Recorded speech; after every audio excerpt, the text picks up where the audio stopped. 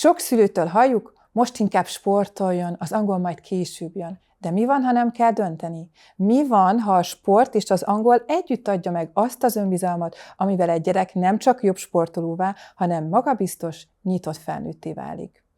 Ebben az epizódban Balázs György teniszezővel beszélgetünk arról, hogyan nyit kapukat az angol nyelv már egészen fiatal korban, versenyeken, edzőtáborban, nemzetközi közegben, és úgy egyáltalán az életben is. Mert a nyelvtudás nem elvesz a sporttól, hanem megsokszorozza a lehetőségeket. És egy gyerek így juthat el igazán messzire.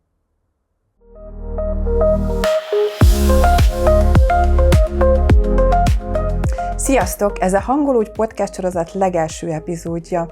Műsorvezető társam Tegyei Nóra, a Pilis-Szent-Iváni Helen Doron nyelviskola vezetője. A Helen Doron módszer egy nemzetközileg elismert nyelvfejlesztési módszer, ahol a gyerekek nagyon korán kezdik a nyelvtanulást, és egészen 19 éves korig tudjuk őket kísérni. A csoportjaink kiscsoportosak, a gyerekek játékosan tanulják, fejlesztik magukat, rengeteg pozitív megerősítést is kapnak a foglalkozás során, ezáltal egy nagyon komfortos környezetet teremtünk nekik. Egy olyan beszélgetéssorozatot álmodtunk meg, amelyben szülői kérdéseket, gyerekeket érintő döntéseket, korai fejlesztéseket fogunk őszintén, nyíltan és a mindennapi tapasztalatokra építve megbeszélni. Mai vendégünk pedig Balázs György, korábbi többszörös felnőtt magyar bajnok és Davis kupa csapattag, jelenleg az MTK tenisz szakosztályának vezetője, illetve 2023 óta főállásban Marozsán Fábián teniszedzője. Mit kell tudnunk Fábiánról? Sziasztok, köszönöm a felkonfot. Fábián pont a napokban Melbourneben van az Ausztrál Openen. Ez az első Grand Slam torna az évben, és erre készült most az elmúlt hetekben.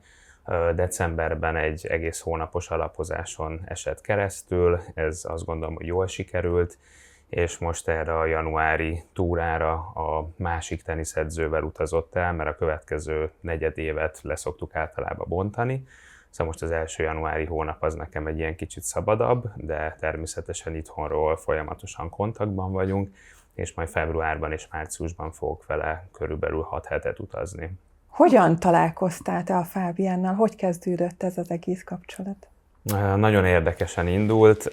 2023 közepe környékén volt neki egy olyan helyzet az ő karrierében, hogy nem nagyon volt edzője, nem volt itthon olyan edzőpartner, nem volt a klub se annyira mögötte, a szövetség se, és egy picit gödörbe került, és közben ezekben a hetekben én pont sokat találkoztam az ő menedzserével, Somogyi Zsolttal, és valahogy adott lett a lehetőség, hogy én szabadabb lettem, mert abban a teniszklubban, ahol most is dolgozom, a Budapest Tenisz Centrumban meg tudtam úgy oldani az életem, hogy tudjak mellette külföldre is utazni, és valahogy belevágtunk egy ilyen 3 hónapos etapba, és annyira jól sikerült az első pár hét, hogy Fábi élete legnagyobb eredményét csinálta ott, utána ugye elkezdtünk utazni is, edzeni is, és valahogy kialakult ez a jó kapcsolat, és hála a jó égnek azóta is tart.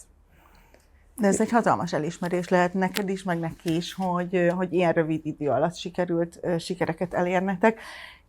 Neki most hajnalban is volt egy meccse, ugye, Ausztráliában. Igen. Te hogy nem vagy ott? Igen, hát nagyrészt így osztottuk le, most én ennek örültem is, sokan kérdezik tőlem azt, amit te is, hogy most én miért nem vagyok ott, megmondom őszintén, egy picit örülök, mert akkor nekem már december 25-én el kellett volna mennem Hongkongba, onnan Új-Zélandra és most Melbournebe, és akkor nem lehettem volna a kisfiammal sem, meg ez a karácsonyi új év sztori pont felfordult volna, és ez nekem már sokszor előfordult.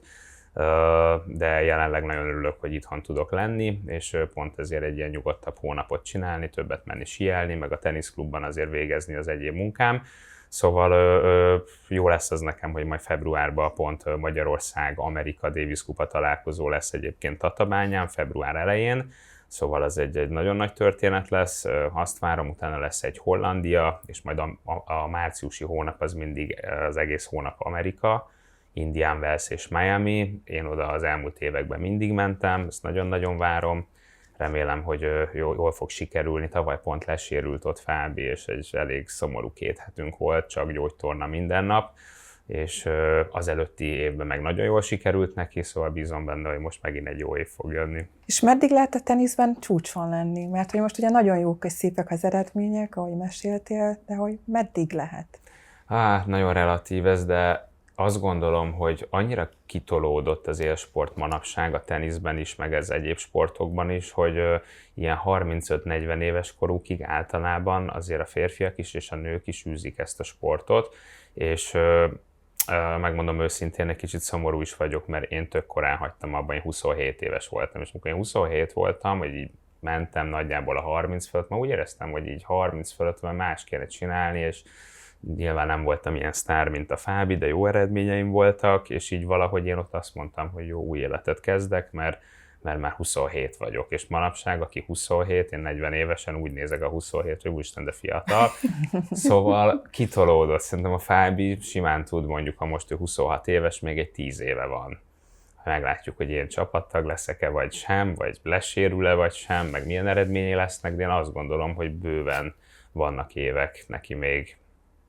Látva azt, hogy kitolódik az életkor, te megbántad, hogy abba hagytad 27 évesen? Hát, jó kérdés. Meg szerintem utólag azt gondolom, hogy nem bántam meg, bár szoktam mondani, hogy ha most újra születnék, és ugyanabban a szituációban lennék 18 évesen, vagy akár 27 évesen, akkor egy picit azért másképp döntenék mindenben. De valahogy azt gondolom, hogy azért nem olyan nagy baj, hogy így maradt, mert lehet, hogy lettek volna sikereim még 27-től mondjuk 32 éves koromig, de viszont utána elindult nekem egy olyan szakasz az életemben, hogy próbáltam különböző munkahelyeken dolgozni, utána visszatértem a teniszbe, akkor utána lett olyan a magánéletem, hogy már nem kellett utazni, abból született a kisfiam is, szóval igazából meg valahogy ez egy olyan életútra terelt engem, amiben nagyjából az átlag emberek életét tudtam élni, és ennek nagyon örültem, mert évekig nem kellett utaznom. Aztán most az elmúlt években jött vissza megint ez az utazósdi. Akkor te megtapasztaltad azt, hogy hogyan lehet élsportolóként a tanulást és a sportot összehangolni. Mert hogy nem könnyű, tehát az élsportolók élete nagyon-nagyon kemény. Te hogyan élted meg a mindennapokat? Hogy nézett ki egy napod? Nehéz valóban, ahogy te is mondod. Utólag is úgy gondolom, hogy én örülök, hogy erre a pályára kerültem. Én úszással kezdtem, és utána valahogy a teniszbe áttértünk. Nóri is mosolyog, ő is úszott, mert egy úszótagozatos iskolába együtt jártunk, és nagyon jó évek voltak azok, aztán valahogy én ugye a labdajátékokat jobban szerettem, pont ugyanabban a klubban, a Spartakuszban volt tenisz szakosztály, és akkor ott így elkezdtem a csoportba ütögetni, és úgy valahogy nekem felépült, hogy akkor egyre jobban megy, és hála Istennek a szüleim is tudtak így nagyon alapszinten támogatni, hogy akkor a csoportos edzésre menjünk, és igazából az általános iskola még azért az tud úgy menni, azt gondolom, hogy a gyerekeknek, akik olyan komolyan veszik, ahogy én is vettem, elég, hogyha a készségtantárgyakból felmentést kapnak. Szóval, hogyha kíváncsiak vagytok erre, nagyon szívesen elmondom, hogy én azt gondolom, hogyha valaki most profinak készül, akkor fontos, hogy már a rajzot, sajnos tesít, ének, nem tudom, mik vannak pontosan általános iskolában, el kell hagyni, hogy az elején a napnak, vagy a végén a napnak tudjon menni, akár azt a sportot csinálni, amiben van, vagy az összekötő egyéb dolgokat, mint a prevenció, az egyéb nyújtások, kondik, pszichológus, masszázs, egyebek, sorolhatnám. És nálam is ez ugye nagyon gyerekcipőben járt még sok-sok évvel ezelőtt, de mi is így csináltuk, és ez jó volt, hogy akkor nem maradtam ott ezeken. Persze kiestem sajnos egy csomó szociális dologból, amiben jó lett volna akkor így a gyerekekkel együtt lenni, de ugye valamiért ott már ebből le kell venni, és a gimnázium meg szerintem egy újabb lépcső, szóval emlékszem nálam pont, és így az angol is úgy jött be, hogy ott már még több mindenből kellett elvenni, és akkor ebből jön az, hogy az embernek magántanulónak kell lenni, mert azért 14 és 18 éves kor között nagyjából ott már úgy azért, akár a tenisz, ott már ha betöltöd a 18-at, ott nagyon nehéz az, hogy felnőtt vagy. Sok sportágban az majd 23-ig vagy 21 éves korig még különböző korcsoportok vannak. Én amikor 18 lettem 2003-ban, akkor játszhattam a felnőtt emberekkel, közben még kb. Gyerek voltam. Szóval sajnos ott a gimi az már nagyon egy ilyen elvágó dolog, és ott nekem már vizsgáznom kellett, emlékszem, a gimi elsőt még úgy csinálgattam, és akkor a gimi második, harmadik, negyedik, ott bejártam fél évente vizsgázni, vagy 3 havonta. Szóval azért nagy feláldozás ez azért a sport dolog, de összeegyeztethető nyilván azért a kettő, de sok mindenről azért le kell mondani. Áldozattal jár. Igen. Említetted, hogy gimiben kezdted el az angolt, vagy akkor kezdtél el angolul tanulni, vagy korábban is? Vagy? Igen, ez is pont itt az angol kapcsán egy jó történet, szívesen megosztom veletek. Nekem úgy volt, hogy nem tudom, hogy a Nóri emlékszik, de én német tagozaton voltam, azt hiszem általános iskolában, és olyan közepesen megtanulgattam németül, és én a teniszversenyeken elkezdtem ezt használni, de olyan rossz volt, hogy senki nem beszél. Az osztrákok, németek, svájciak, nem tudom, ezek beszéltek németül, de volt egy csomó olyan gyerek, aki nem tudom, mondjuk portugál, és nem beszél németül, és én ugye azért haverkodtam volna vele, bár abban az időben kevésbé voltam ilyen nyitott, mint most, de valahogy a tenisz rávitt arra, hogy nem ülhetek a sarokban egyedül, hanem ott egy picit kell haverkodni. Eleve ez a magyar dolog is rávitt engem arra, hogy mondjuk csomószor egyedül kellett utaznom, mert nem vagyunk olyan nemzet, mint mondjuk Amerika vagy Spanyolország, hogy 15-en megyünk versenyre, hanem mentem egyedül. Már ilyen 17 évesen én egyedül jártam versenyekre külföldre is. És akkor ott volt visszamenve kicsit ez a 14-15 éves kor, hogy egész jól tudok németül, de angolul mondjuk így annyit tudok, hogy igen, meg nem, meg mondjuk a számokat 10-ig. Kis túlzással azért picit többet tudtam, de hogy, és akkor ott kitaláltuk azt, hogy egy nyelviskolába kezdjek el járni. De közben én teniszezem, utazom, és gimibe járok, és csak 15 éves vagyok. Emlékszem is a nyelviskolára, hogy mi volt a Deák téren, és akkor oda jártam be BKV-val minden reggel, felnőttek közé, és kérdezték is, hogy mit csinálok itt. Hát mondom, hogy próbálok angolból felzárkózni. Fura volt. Na minden, jó pofa időszak volt, és akkor emlékszem, 3 hónapot nyomtam le, azt hiszem 2-szer ilyen 100-as, vannak még ilyen 100-as, Szerintem 100 óra, vannak vagy ilyen hogy szuperintenzív Igen. Jobban tudjátok, és szerintem valami ilyesmire fizettek be a szüleim, és akkor ezt lenyomtam, talán még egyet, és akkor így igazából a 3 hónap gyors talpalóval úgy eljutottam egy szintig. És utána emlékszem, hogy ki kellett mennem Amerikába, oda már azt hiszem egyedül mentem ki valahogy, nagyon messzire, a világ végére, és ott voltam egy ilyen iskolába, és akkor ott azzal az 1 hónappal, hogy kim voltam egyedül 15 évesen, ott már úgy jöttem vissza, emlékszem, hogy én azért tudok kicsit. Persze gyengén, de hogy így biztos most is rengeteg hibám van, de hogy én effektíven nem tanultam azért angolul. Volt ez a 3 hónapom, és utána így a világban. Szóval rám férne valószínű most is, de azért utána lett középfokú nyelvvizsgám, meg sokat használom, szóval azért tudok angolul, de és a lényeg, hogy ezzel utána elindult nekem így ez az ismerkedés, a külföldi fiúkkal, lányokkal való beszélgetés, páros partnert találni, külföldit, ha nincs velem magyar, ugye tök jó, hogy meg tudod szólítani, vagy hogy szeretnél-e velem edzeni, nem volt velem edző, és akkor így rájöttem, hogy most muszáj odalépnem ahhoz az illetőhöz, ha szimpi, hogy akkor szeretnél-e velem holnap edzeni. És akkor ezekkel elindult nekem ez, és így nagyon-nagyon jót tett nekem a lelkemnek, emlékszem meg az önbizalmamnak, hogy akkor úgy, ugye, hogy tudok kicsit egy nyelvet, akkor ezáltal ott úgy ilyen otthon éreztem magam egy picit külföldön is. Tehát, hogy akkor ezek szerint nem csak a sportákban fontos a nyelvtudás, hanem tehát a szociális életedhez nagyon hozzátartozik. Nagyon. Pont ezt akartam kérdezni, hogy miben segített még téged az angol, azon kívül, hogy ugye kapcsolatokat tudtál kialakítani. Gondolom fontos, hiszen egy világnyelvről beszélünk, te sportoló vagy, és ha valaki élsportoló, akkor mit gondolsz, hogy miben tudja segíteni őt az angol? Vagy? Gyakorlatilag ez, amit előbb meséltem, ez úgy tovább épült abban, hogy ugye abban az időben ugye már akkor volt nekünk is mobiltelefonunk, stb. Bejött az internet, jobban csetelünk, stb. És akkor ugye például nekem az egyik legnagyobb sikerem, még 18 évesen a Roland Garros győztes tudtam lenni párosban.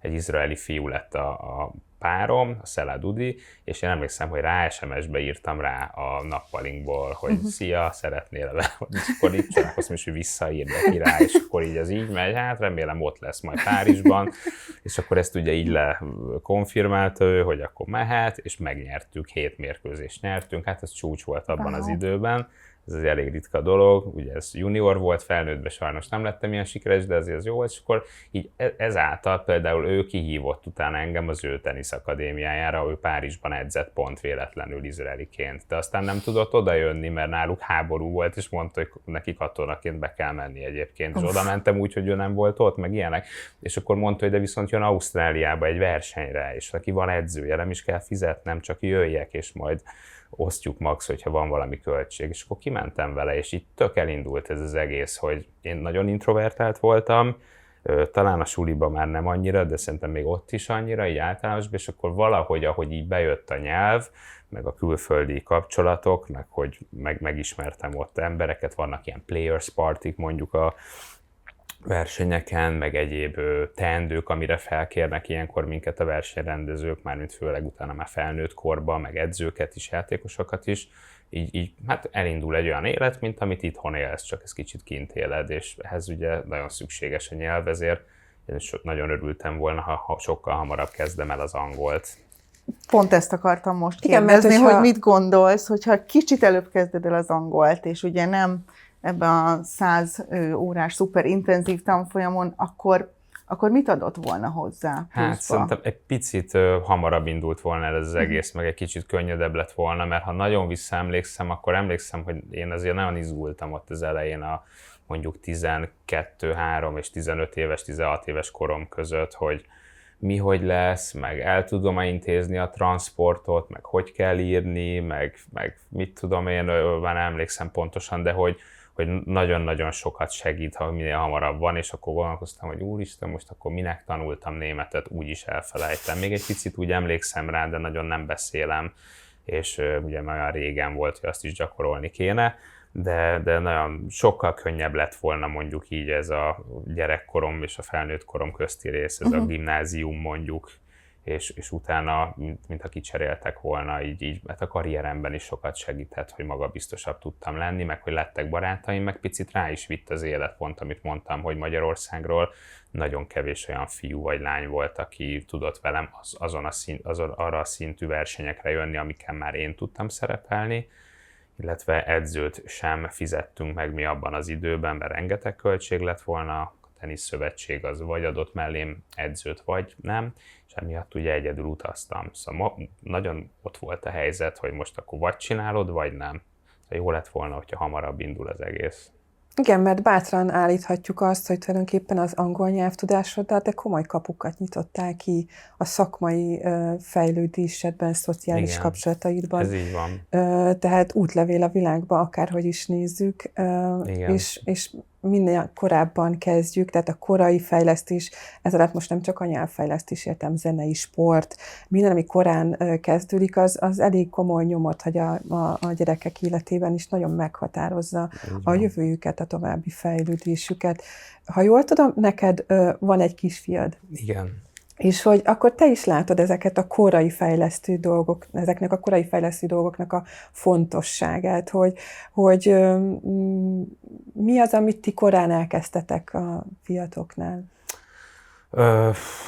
Nekünk elég speciális az eset, amiben vagyunk, de most jelenleg, hogy ő 7 éves lett, és sokat együtt vagyunk, én sportszinten próbálom azt pont, amit itt az angol vonalon is szerintem te sugallani szeretnél, hogy én jelenleg sportvonal azt szeretném, hogy mindenfélébe belekóstoljon, szóval jelenleg jár lovagolni, nagyon sokat pingpongozik, mert azt imádja, járunk ki szakosztályba, hogy rendes edzés legyen, ne csak velem ütögessen, úszóedzés, ahogy én is tettem annó, és táncra, szóval sok minden így anyuka részén, amiket tud, meg az én részemen is, amit tud, így ezt próbáljuk vegyíteni, és emiatt szerintem nagyon ügyes lesz úgy mindenben, ahogy látom, mert fogékony, és picit szerintem itt az angol nyelvtanulásban is ugye ez a fontos, ahogy tudom a ti szakmátokban is, hogy minél hamarabb kezdje el a gyerek, mert minél hamarabb sajátít el bármit, annál ügyesebb lesz majd később. Szóval én is szeretném, hogy szép lassan a fiam elkezdje az angolt, csak jelenleg az ő iskolájában ez nem volt adott most még első osztályban, de másodiktól már vannak erre különböző lehetőségek. Szóval igen, rajta leszünk, hogy ez minél hamarabb beépüljön, hogy ne úgy járjon, ahogy én. Az előbb említetted, hogy rengeteg sportra jár, ugye a Matyi kisfiad, jól emlékszel, igen. A mai podcast előadáson, illetve azért jött létre, és úgy beszélgettük a Judittal, mi rengetegszer kapjuk meg a szülőktől azt, hogy a gyerekek nagyon le vannak terhelve, akár sporttal, akár külön órákkal, és hogy nem fér bele az angol. Mit gondolsz erről, hogy mi igazából a kisgyereknek egy kapacitása? Tehát, hogy lehetne még tovább terhelni egy angollal, vagy még egy lovaglás? Kell egyáltalán dönteni a igen. kettő között? Hát speciális eset szerintem majdnem mindenkinek, hogy épp miben vannak mondjuk akár a szülők is, attól is függ, hogy ki mennyire ér rá. Nálunk is picit így van, hogyha én utazom, akkor kiviszi el, hogy van, ha másik félnek mi a dolga, ugye rohanó világban élünk, szóval nagyon nehéz a logisztika, a forgalom, ide-oda jutni. Szóval egyébként szerintem önmagába véve ez egy nehéz dolog.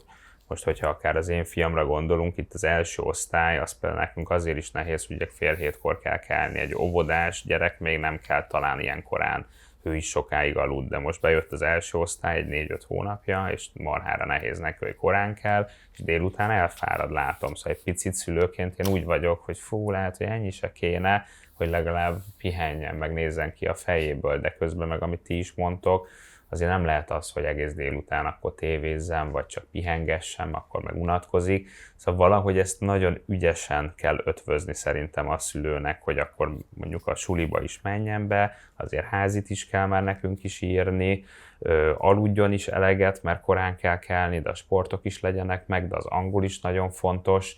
Én egy picit úgy lennék vele, hogy mondjuk az óvoda, ahogy láttam, az egy ilyen könnyedebb iparág ebben még, vagy nagyjából azt csinálsz, amit akarsz, ott jobban belefér szerintem mondjuk egy ilyen angol, szóval ha újra kezdhetném, akkor én az oviba biztos betenném az angolt, akár az óvodán belülre, vagy délutáni, vagy koraesti programként. Most ez az első osztály, azt látom, hogy itt szokni kell a gyereknek ezt, hogy sporttól is, meg korán is kell, illetve azért most nálunk is 5-6 órát megtartanak már első osztályba, szóval nem csak 8-tól délig van suli, hanem kb. 2-ig megy. De szerintem ahogy nő a gyerek, mondjuk lesz harmadikos, negyedikes, azért ugye elég jól megszokja, meg nagyobb lesz, akkor lehet jobban terhelni. Szóval én most jelenleg a saját gyerekemen azt látom, hogy annyira nem terhelném meg mással most elsőben, így, hogy sportol ennyit, de szerintem második, harmadik osztályban 100%, hogy akkor kevesebb sportot fog csinálni, mert pont ki is alakul, hogy mit szeret, és mibe ügyes, és úgy akkor be fogjuk majd szúrni az angolt neki néhány alkalommal. És azért ne felejtsük el, hogy tehát mind a sportolás, mind a nyelvtanulás, nyelvfejlesztés, főleg ilyen korai szakaszban, ez játékosságra alapul. Tehát, hogy nem azt mondom, hogy ez ilyen szellemi leterheltség, hanem sokkal inkább azt érzem, és látom a szülőkön, hogy ez a logisztika, hogy minden legyen beosztva, mindenki érjen oda mindenhova. Tehát, hogy én inkább ezt érzem nagyobb tehernek, mint azt, hogy azt gondolják, hogy a gyereknek effektív a foglalkozáson, hogy az edzésen komoly terhelésnek lesz kitéve, mert hogy tulajdonképpen nem pont a játékosság miatt. Tehát itt a szülőknek a nyitottságára is egyébként nagyon-nagyon szükség van. Minden az időnek a függvénye, egyetértek, amit mondasz. Szóval valószínűleg nem azt terheli meg a gyereket, amennyit ott 60 percet. Nálatok hány perces, hogy vannak az órák a gyerekeknek? Hát attól függ, ugye korosztályi. Tehát Mihály is már tud írni, olvasni, akkor már 60 percesek, de előtte 45 percesek. De ahogy a Judit mondja, tényleg játszunk, és nem a gyerekek nem érzik ezt soha megterhelőnek. Sokszor szoktam megkapni a szülőktől is, meg gyerekeken is látom, amikor bejönnek ugye az órára, és tényleg akár egy úszás után jön, akár egy tenisz után jön, akár egy foci edzés után jön, és ilyen hullafáradt, és úgy vonszolja magát fel a lépcsőn tényleg, és utána ekkora mosollyal jön ki az angol óráról, mert tökre felpörgött, és akkor a sikerélménye is van. Tehát, hogy abszolút nem biztos látom azt, hogy megterhelő. Meg másfajta terhelés, úgymond. Most ez a terhelés az nem szép, de hogy igen, másfajta képzést, vagy másképp kell gondolkodni benne, mint egy sportban. Szóval igen, én is ezt a játékosságot helyezem előtérbe a sportokban is, amiket az én gyerekem csinál, és biztos, hogy nálatok is az angol is egy ilyen játékos dolog, szóval tényleg, ahogy a Judit is mondta, hogy ha időben és logisztikában, meg anyagiakban mindenben meg tudja oldani a szülő, akkor meg kell a gyereknek adni ezt a lehetőséget, hogy könnyedebben csinálja a további éveket utána, meg legyen. Ez egy nagy előny, és ahogy beszéltük az én gyerekkoromat is, azért irigyeltem azokat a gyerekeket, akik magabiztosan mozogtak a reptereken, éttermekben, hotelekben, sportpályákon. Jó dolog, és jó volt felzárkózni ebbe, csak nekem ez már milyen 15 évesen nem vagy annyira kicsi, mondjuk ez tök jó, ha 8-10 évesen már tudod. Igen, csak ugye én még abban a korban voltam, ahol nem ez volt a prioritás. Most meg már jelen időben tökre ez a prioritás. És te, mint edző és apa, milyen tanácssal látnád el egyrészt a gyerekeket, akik most kezdenek bele bármilyen sportba, hogy milyen fontos készségek vagy tulajdonságok kellenek ahhoz, hogy valaki nagyon messze és sokáig jusson el? Hát nagyon-nagyon sok minden, de hogyha ki kell emelnem néhány dolgot, akkor hát ugye a szorgalom az nagyon fontos. Nagyon szeresse, amit csinál, mert hogy ezt valaki nem szereti, akkor hamar föladja. Nagyon jók a sportok ugye arra is, hogy fegyelmezettebb lesz a gyerek, ezt én is látom az enyémnél, hogy nem annyira, még kajla, de hogy amiatt, mert egy edző vagy egy tanár mond neki feladatokat, azért jobban elvégzi, meg figyel, és rá van kényszerítve, szóval tudat alatt is fegyelmezettebb lesz. Sok barátommal, zenészek vagy színészek, ők is mondják, akik sportoltak, hogy arra is jó ugye a versenysport, hogy mondjam szépen, hogy mondjuk el kell fogadni mondjuk azt is, hogyha legyőznek, az is egy ilyen nagyon fura érzés mondjuk gyereknekként, hogy ne sírjál, meg ne csap magad oda a földhöz, hanem oda menjél, és azt mondta, hogy gratulálok, te nyertél, és jobb voltál, vagy valamennyit azért oda kell a végén állónál is mondani. Ez is egy olyan dolog, hogy akár felnőtt korban is, egy munkahelyen is vannak olyan helyzetek, ahol úgy nem fülik az embernek a foga ahhoz, hogy most ezt mondják, vagy a másik mit csinált, de mégis nyelsz egyet, gondolkozol, stb., és utána újra építkezel. Szóval a sport egy picit ebben is tiszteletre tanít, szerintem fegyelmezettségre, küzdésre, és ez ugye ez nagyon kell szerintem az élet minden területén.